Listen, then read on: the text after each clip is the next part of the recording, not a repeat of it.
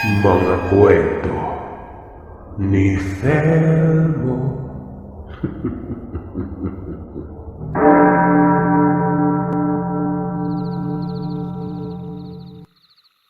Tawagin niyo na lamang po ako sa pangalang Kuran. Nung bata pa ako ay napakahilig ko ng sumama sa Lola Tarsing ko. Naglalako ng mga gulay at nakakarating kami sa kahit saan. Sa parte ito ng Gihulingan sa may Negros Oriental, kung saan kami nakatira. Kung minsan ay natatagalan kami sa pag-uwi, lalo na kapag may nagpapahilot kay Lola. Magaling siya manghilot. Ayon sa nalaman naman ng lola ng isilang siya noon una yung paa niya. Isang pahiwatig ito na kapag lumaki, marunong manghilot. Suhi kumbaga. Sabi-sabi lang naman daw yan pero parang totoo Bukod sa panghihilot marunong din magkontrabati si lola. Kontra usog at kung ano-ano pa. May nagpapalaway lamang sa kanya kung minsan nagpapatapik. Maraming lumalapit noon, lalo na kapag may nilalagnat sa isang pamilya. Wala siyang alam diyan sa mga orasyon. Ultimong diyan sa mga tinatawag na debosyon. Basta na lamang umano nagkakabisa ang mga muni-muni niyang karaniwang dasal. Hindi siya bumabatay sa kung anong aral meron ng ibang albularyo. Sariling dasal lamang na hindi Latin. Halimbawa na dyan ang mga katagang purya-purya. Sa ngalan ni Jesus at sa ngalan ng Bereng Maria. Ganyan lang. Kung minsan may sinasabi siya mga payo, pinapadasal niyang isang tao. Karaniwang dasal lang na katulad ng mga hinihiling natin. Hindi ko alam at baka may sikreto ito. Hindi naman maipagkakaila na may kakaiba sa kanya na wala sa karaniwang tao. Nagpapaturo nga ako Kaso tinatawanan lamang ako nun. Ang edad ko ng mga panahon na ito, 13 taong gulang. Nung unang mga taon ito ng dekada 2000. Naniniwala talaga ako noon na nahahanay na si Lola sa mga biyasa o dalubhasang tao. Hinahangaan siya ng mga albularyo Na kesyo napakagaling daw ng Lola at mas maalam pa ito kaysa sa kanila. Na parang isang biyasa talaga ito. Pero hindi lang binibigyang pugay ang sarili. Kumbaga wala siyang bilib pero sa mata ng karamihan, napakagaling niya. Ang sabi sa akin ng abuelo ko, magbaon lamang ako ng isang dakot na asin na nakalagay sa supot, tapos may mga paminta. Anumang mga masasamang enerhiya ay lalayo daw ito. Sabayan lamang umano ng dasal na alam ko. Kaya pala may laman lagi ang kanyang bulsa noon na asin at paminta. Kung minsan may kasama pang abo Ginagaya ko si Lola Tarsing. Nagmistula na akong timang. Naglalagay ako ng asin at paminta sa bulsa ko. Ultimo ang pamamaraan niya sa panghihilot ginagaya ko noon. Bakit? Kasi nakakatuwa. Nakakatuwang marinig sa isang tao na nagpapasalamat sa iyo. Lalo na kapag napagaling ang mga ito sa karamdaman nila. Sa bukid kami ng Gihulingan nakatira. Wala na akong magulang na nagtaguyod sa akin. Si Lola lang. Oo at may pinanggalingan ako pero hindi ako inalagaan nun. Tinalikuran nilang responsibilidad. May ibang pamilya na sinanay at wala akong alam kung saan nakatira. Habang si tatay naman, isa pong Becky. Si tatay lamang din ang nakikita ko kasi nga nasa Himalalod lamang naman ito nakatira. Meron po siyang parlor doon. Baka siguro nakalasingan sila tapos nung kabataan ba nila tapos may nangyari.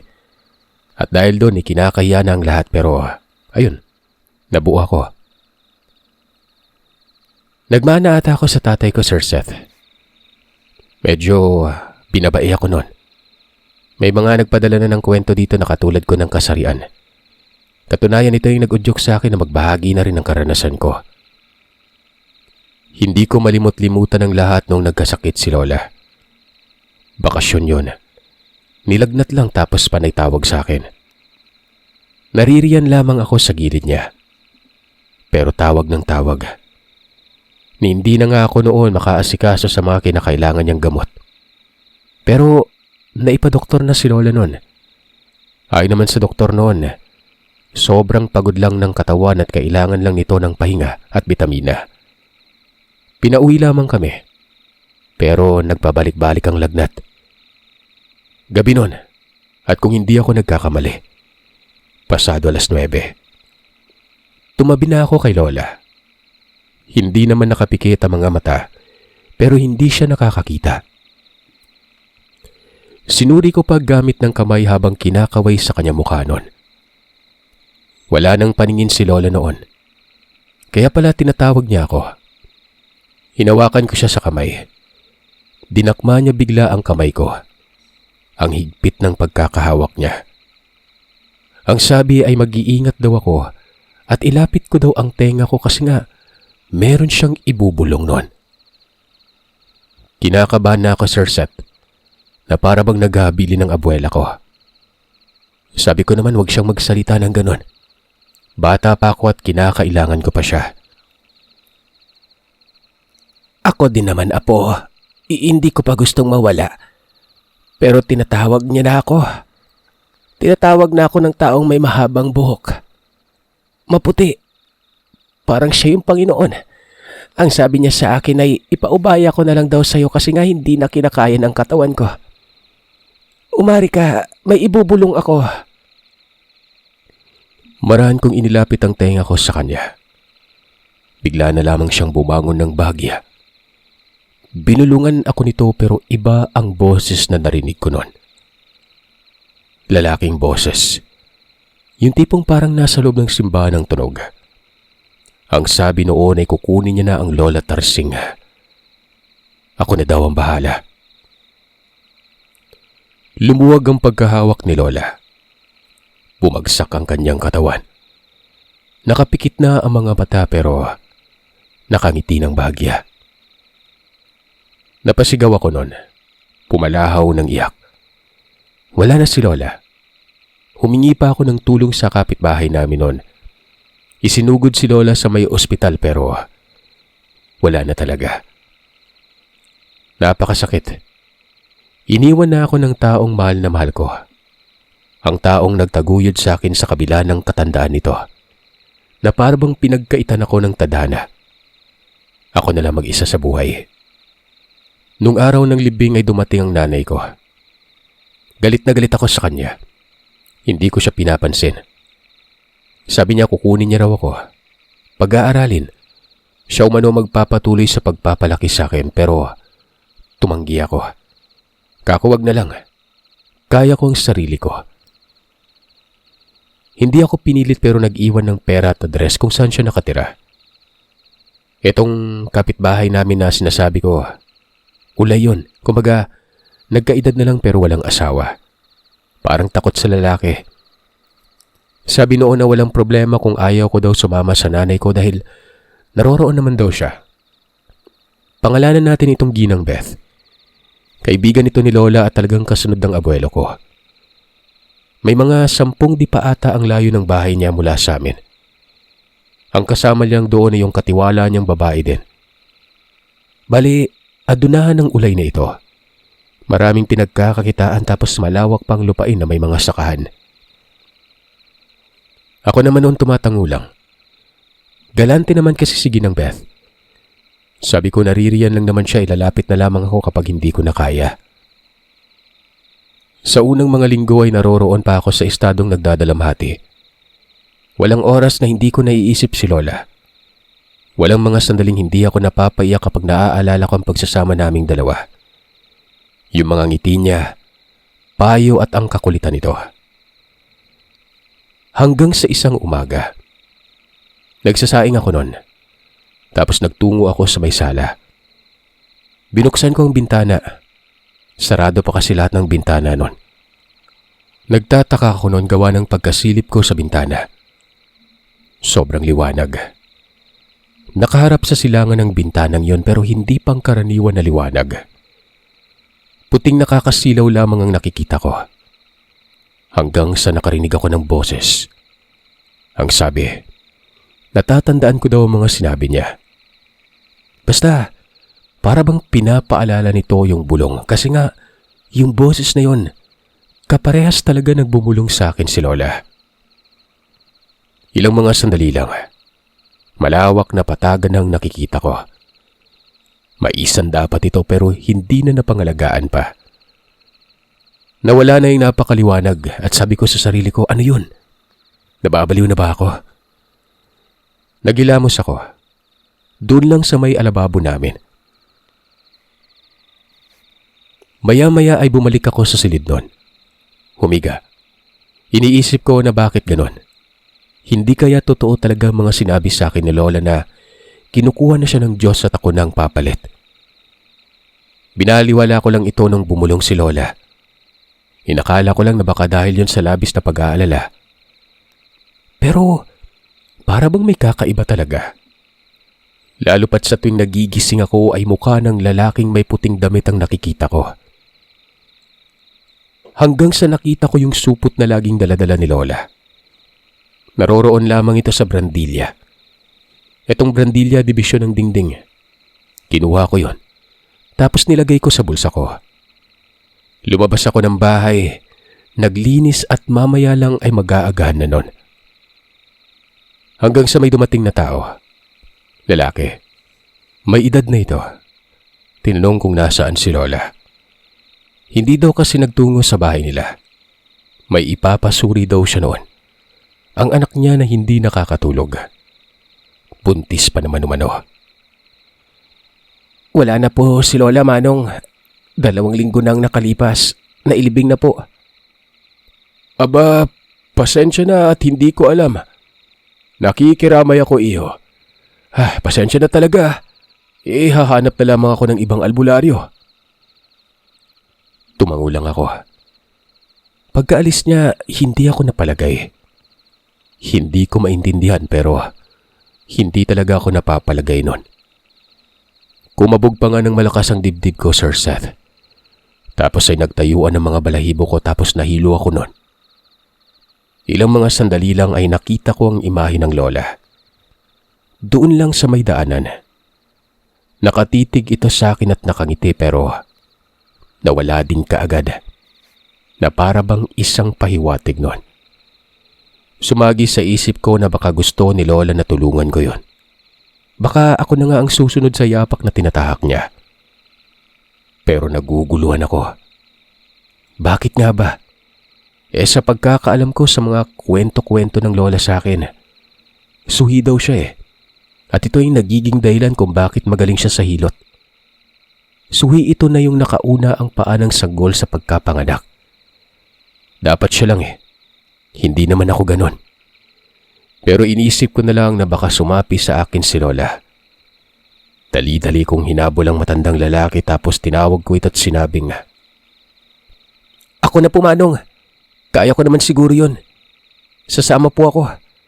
Ito po ba yung sa may bandang bayan?" "Sigurado ka ba?" Siya, sige, sumama ka sa akin. Pero hindi sa bayan ng bahay namin. Hindi mo na siguro natandaan, sa kabilang barangay lang. Nagpakilala ang matanda pero pangalanan na lamang natin siyang Manong Ben. Natatandaan ko na ito. Ito yung matanda na may kasamang babae na lumapit kay Lola. Tapos yung babaeng ito ay napakalalim na mga mata. Yun na siguro ipapasuri pero nagtataka ako. Bakit hindi aktong sinuri at ginamot ng Lola? Kadalasan naman diretsong hilot ka agad tapos nilalawayan ng noo. Ganun lang. Sumama talaga ako. Malayo. Bukid yung kanila. Mas bukid sa amin. Nung naroroon na kami malapit sa bahay nitong si Manong Ben, walang ano-anong nakita ko yung babae. Nasa lilim ng puno ng mangga. May kamalig na maliit. Bali nasa hirap ito ng bahay na yon. Hindi ko alam ang gagawin. Ang naiisip ko, yun lang sigurong mga kataga na sinasangbit ni Lola tuwing may ginagamot siya. Pinakilala sa akin ng babae pero tawagin na lamang natin siyang Janil. Nung nagkaharap na kami hinawakan ko ang kamay nito. Gulat na gulat ako at nagtataka. Naging pangit ang mukha niya.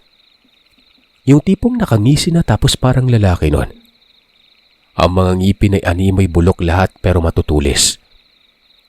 Binitawan ko. Bumalik ang itsura. Takot na takot ako noon.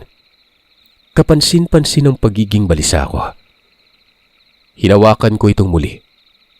Bumabalik ang pagiging pangit. Gusto kong sabihin ang nakikita ko pero nag-aalangan naman ako gawa ng malinaw na hindi ako paniniwalaan noon. Ang nasa isip ko nga noon ganito kaya si Lola noon? At kung ganito anong pwedeng itawag sa pangyayaring ito? Hanggang sa nagsalita si Manong Ben. Sinabi umano ng Lola na kinukulam ang anak niya pero dapat pa itong masuri muli kasi nga mukhang may iba pa bukod doon. Baka inaswang. Napakunot ako noon. Pakiwari ko'y nakita na ni Lola ang nakita ko. Nakikita niya kung anong dahilan sa kung bakit may sakit ang isang tao. Tapos naging magkatulad na kami. Inaaswang ito bagamat hindi pa ako nakakakita ng aswang. Pangit talaga ang itim na mga mata. Basta, sa tuwing humahawak ako sa kamay niya ay nakikita ko ang mukha noong aswang. Tinapangan ko ang loob ko noon. Pinikit ang mga mata. Kung ano-ano na lamang ang dinasal ko habang hawak ang kamay nitong babae.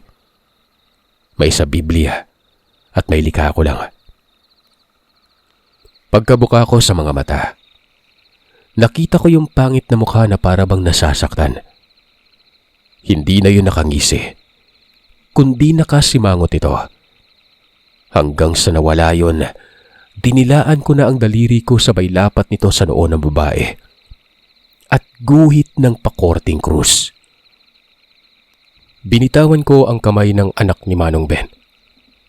Tapos muli kong hinawakan. Hindi ko na nakikita ang imahe. Tingin ko ay lubayan na itong babae. Maglagay ho kayo ng asin at paminta sa isang supot. Tapos ilagay nyo lang sa bulsa. Babalik na lang ako dito, Manong Ben. Basta huwag kalimutan ang mga sinabi ko at kung pwede, buong pamilya maglagay ng ganun sa bulsa. Itong si Janil, sinabing magaan na umano ang pakiramdam niya. Tapos ay inaantok siya noon. Gusto niya umanong matulog. Hindi ko naman alam ang sasabihin. Tumango lamang ako tapos umalis na. Manghang-mangha si Mang Ben. Sinundan ako tapos sinabing nakikita niya raw na tila kaya kong ang gawin ang ginagawa ng Lola. Parang gumaling na ang anak niya. Sabi ko naman, hindi ako sigurado kaya nga babalik na lamang ako. Inabutan ako ng pera. Tumanggi ako. Pero alam kong ipipilit ito sa akin. Kagaya ng ginagawa noon ng iba kay Lola. Nilagay nito sa bulsa ko. Tapos nagpasalamat. Kapag bumalik ako ay bibigyan daw ulit ako noon. Napangisi na lang ako at ito na ata magiging pangkabuhayan ko kako. Pero gagayahin ko si Lola. Kung walang ibibigay, ayos lang. Kung meron, ayos pa din. Hindi ko tatanggapin ng kamay ko kung hindi aantayin kong magkusa talaga. Kadalasan ay nilalagay lamang sa bulsa ng Lola. Nakakaisip ako noon na magsuot polo. Yung may bulsa sa dibdib noon. Bagamat pakiramdam ko ay nagawa kong gamutin yon pero wala pa rin akong tiwala sa sarili ko. Mas lamang ang wala akong tiwala sa kakayanan ko noon. Kinabukasan, kasalukuyan noong nasa bahay si Ginang Beth. Tinutulungan ako sa pagluluto. Kung hindi ako nagkakamali, pusit yon na nabili niya sa naglalako. Doon sa bahay niya niluto kasi nga wala ang katiwala niya noon. Tanghali tapos bigla namang dumating si Manong Ben. Nakangisi. Hinapuha pang ulo ko. Sabi nito ay gumaling na umano ang anak niya. Nakatulog ito kagabi. Nakapagpahinga ng mahabang oras. Masaya siya kasi nga buntis daw ito ng 3 buwan. Ang asawa daw noon ay tuwang-tuwa din. Hindi ko inakal na may asawa na pala yung anak niya. Kala ko dalaga pa Nagpasalamat ulit pero sabi ko ay pupuntahan ko pa din para masuri. Hindi naman nagtagal doon si Manong Ben. Parang yun lang yung sadya niya Ang ipaalam na gumaling ng anak na babae. Sigurado ka ba, Kuran? Ano yun, may ginamot ka? May abilidad ka pala na kagaya ng lola mo. Wika ni Ginang Beth. Sinubukan ko lang naman po tapos umubra. Kahit ako nga hindi makapaniwala eh. Kahapon, napansin mo naman siguro yung matandang yun, di ba po? Sabi ko na nga ba, may nabanggit sa akin ng lola mo. Malapit na daw siya kunin. Tapos ipapasa niya sa'yo ang kung anong meron siya. Akala ko biro lang kasi pabiro naman yung pagkakasabi niya pero nangyari ang mga sinabi niya sa akin. Albularyo ka na, Kuran. Parang gano'n na nga po. Albularyo na ako nito. Albularyong Becky. Maraming araw ang lumipas. Panay bisita si Ginang Beth. Lalo na kapag may dumadalaw at nagpapatanggal usog. Bati. At yung tinatawag na maldisyon o malediksyon. Marami, Sir Seth. Sa kabutihang pala rin napapagaling ko naman. At oo, sa tuwing hinahawakan ko ang bawat isa sa kanila, nakikita ko yung sanhi. Iba't ibang nilalang. Lahat pangit pero wala nang singpangit pa doon sa una kong nakita sa anak ni Manong Ben. Tinutulungan ako ni Ginang Beth. Kapag sobrang abala ako noon, siyang nagluluto o hindi naman kay hinahatiran ako ng katiwala niya ng pagkain. Kung minsan ay doon na nga ako kumakain sa kanila. Para na ngang naging magulang ko ito. Gawa ng katulad na katulad talaga siya ng ugali ni Lola. Makulit din. Tapos, hindi isipan o hindi mahilig manghimantay. Ano bang tawag dito sa Tagalog? Hindi ko alam pero basta mabait, Sir Seth eh. Madaling mapakiusapan at madali ding makaintindi. Isang gabi, habang natutulog ako, biglang kumalabog ang bubungan. Napapitlag talaga ako noon sabay bangon. Yung tipong napasigaw pa ako noon. Tumakbo ako sa sala at binuksan ang pinto sa likod. Pumapabor kasi sa bubungan sa likod ang pagkalabog noon. Sinipat ko at baka may lasing lang pero pumungad noon ang nakakasulasok na amoy. Napatakip ako ng ilong. Ang baho as in. Parang dumi na may kasamang nabubulok na isda. Ganon. Sa hindi ko malamang dahilan, naroroon si Ginang Beth sa may biranda nila at nakatanaw sa bahay. May ilaw sa likod. Narinig siguro ang malakas na kalabog na yon. Maya-maya'y sumigaw ito. Pumasok daw ako sa loob gawa ng may aswang sa bubungan. Kitang-kita niya umunumula sa bahay nila. Hindi naman kagad ako naniwala. Tumuntong ako noon sa nakafile na hollow blocks tapos tinanaw ang itaas. At ganon na ganon ang panlalaki ng mga mata ko. May tao sa bubungan. Hindi ko maaninag ang mukha dahil sumasalungat ang liwanag sa ibaba pero may tao talaga. Hanggang sa nagtatatakbo itong si Ginang Beth patungo sa akin. Hinila ako at kamuntikan pa akong mapasubsob. Pumasok kami sa loob tapos sinara niya ang pinto nun. Sinabi ko naman na may aswang eh. Akala ko kung ano yung kumalabog. Aswang niya rin hindi magagawa ng normal na pumanik sa bubungan niyo. Doon ka sa loob ng kwarto. Hindi naman ako nakapagsalita. Kilabot ang namamayani sa akin sa mga puntong ito. Nasa 11:00 na nun. Ilang mga sandali pa, biglang narinig ko ang boses ni Mang Ben. Kumakatok ito sa pinto pero ayaw namang pagbuksan ni Ginang Beth. Wag daw, dahil baka aswang yon. Pero paulit-ulit na kumatok yon at sinilip ko na sa may bintana noon. Si Mang Ben, kasamang isang lalaki na pakiwari ko ay ang asawa ni Janil. Nang makita kong nakasilip sa bintana ay sinabi nitong magpapatulong daw sila dahil ginagambala sila ng aswang sa bahay nila. Daing ng daing umano si Janil. Masakit ang tiyan.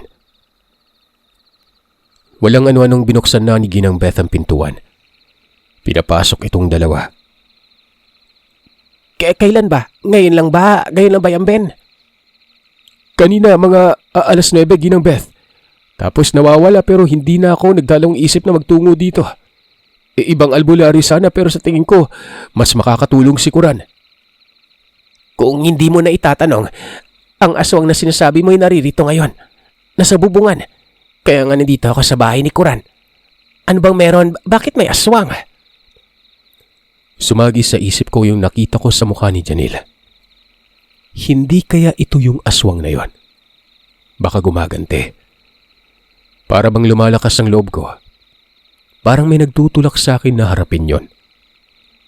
Pakiramdam ko, may gumagabay sa diwa ko. Sinabi ko ito kay Ginang Beth. Nalalabas ako ng bahay at huwag silang mag-alala dahil walang makakapanakit sa akin. Lumabas ako ng bahay. Sa likod dumaan.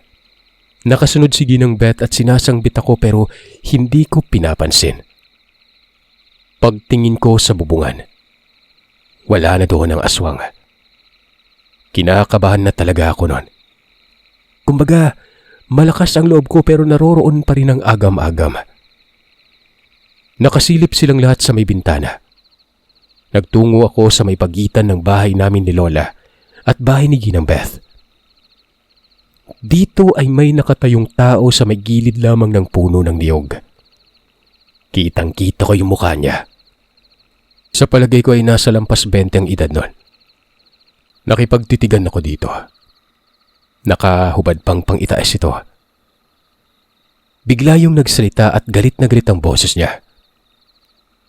Ikaw lang pala ang pumatay sa tatay ko. Isang bata lang. Takang-taka ako sa sinabi niya. Inakala ko nga diba na baka ito yung nakita ko sa mukha ni Janil pero bakit sinabing tatay niya umano? Baka anak ito ng aswang na yon. Pero bakit namatay? Ganun ba kalala ang ginawa ko? Namatay kagad yung aswang. Umabante ito ng lakad. Huminto sa may harapan ko ng isang dipa ang layo. Etong mga mata niya'y napakaitim.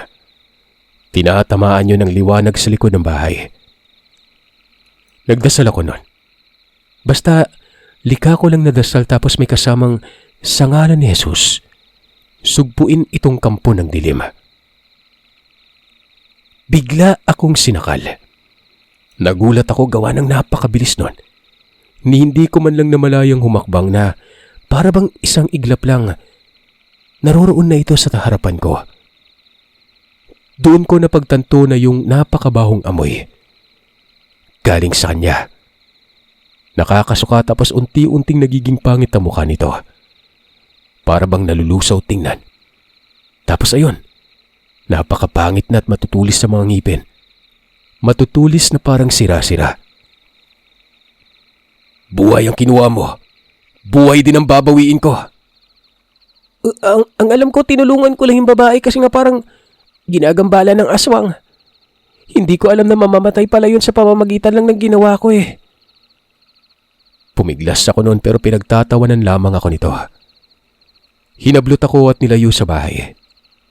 Nagkasigawan na sila noon. Humabol si Ginang Beth pero mabilis na tumakbo ang nilalang. Habang sakal-sakal ako. Wag kuya, bata pa ako. Hindi ko po sinasadya, tsaka kasalanan din naman yun ng tatay mo. Bit-bit lang ako nito. Sakal pa rin ako noon. Pero alam niyo bang hindi ako nasasaktan? Dapat nagkabali-bali na ako pero noong mamalayan ko ito na tila wala akong pinsala. Napapangisi ako. Dahil pakiramdam ko ay may proteksyon ako noon mula sa Panginoon. Siguro ito na yung resulta matapos kong magdasal, Sir Seth. Hinawakan ko ang kamay niya. Nagdasal muli at sinabi ko talaga na mamamatay siya sa ngalan ng Panginoon. Binitawan ako nito. Matapos lang mabitawan na hindi ko alam kung bakit naisipan kong dukutin ang supot na may asin at paminta. Kinuha ko ang laman at saboy sa kanya. Nang tamaan yon, dumain na parang bang sinabuyan ng mainit na tubig. Umusok ang katawan. Kitang-kita ko pa na waring nagbaga yung mga butil na dumikit sa kanyang balat. Gumulong-gulong ito sa lupa. Lumapit naman ako tapos patuloy sa pagdadasal hanggang sa nabaliktad ang sitwasyon. Imbis na ako ang nagmamakaawa kanina, siya na ngayon. Sabi ko naman na hindi ko alam ang ginagawa ko pero may gumagabay sa akin. Hindi magkawari itong nilalang. Nakarating na si Ginang Beth, maging si Manong Bennett ang asawa ni Janelle. Ako noon habang lumalayo at gumugulong ang nilalang ay nakasunod pa rin ako. Sa ngalan ng Panginoon, ikaw aswang ka, mamamatay ka. Susunugin ang kaluluwa mo dahil maski doon wala kang puwang. Matapos ko lang masambit ito ay tumigil na sa ginagawa ang nilalang. Nakataob ito sa lupa at hindi na gumagalaw. Namatay na siguro. Paano mo ginawa yun, Kuran? Hindi ko po alam, Ginang Beth. Basta naging ganyan na lang siya nang magdasal ako eh. Sinuri ni Manong Ben ang aswang. Patay na talaga. Sabi naman ng asawa ni Janelle, ilalayo daw nila ang aswang tapos ililibing. Baka kasi abutan ng umaga ito sa lugar at maging dahilan pa para katakutan. Hinayaan ko naman sila.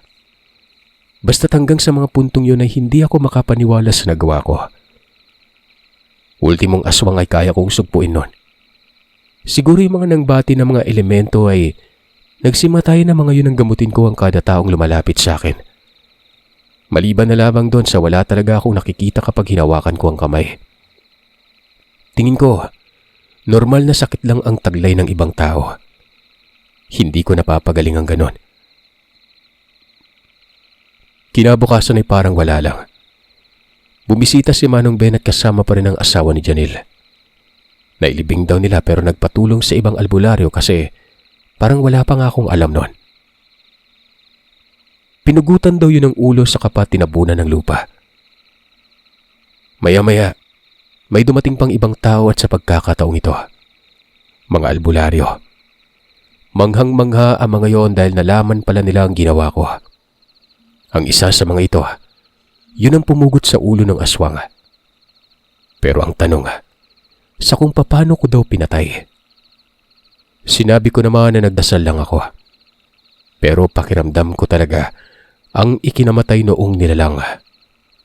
Asin at paminta. Wala nang gumambala pa kay Janelle.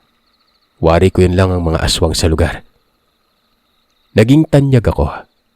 Nakilala ako ng gusto. Pero hindi ko pinagtutuunan talaga ng mahabang oras ang larangang ito. Nag-focus ako sa pag-aaral hanggang sa nakapagtapos at si Ginang Beth ang tumulong sa akin. Sa ngayon ay nanggagamot pa rin ako pero minsan lang. Grupo ako. Science subject. Ito lang ang masasabi ko, Sir Seth.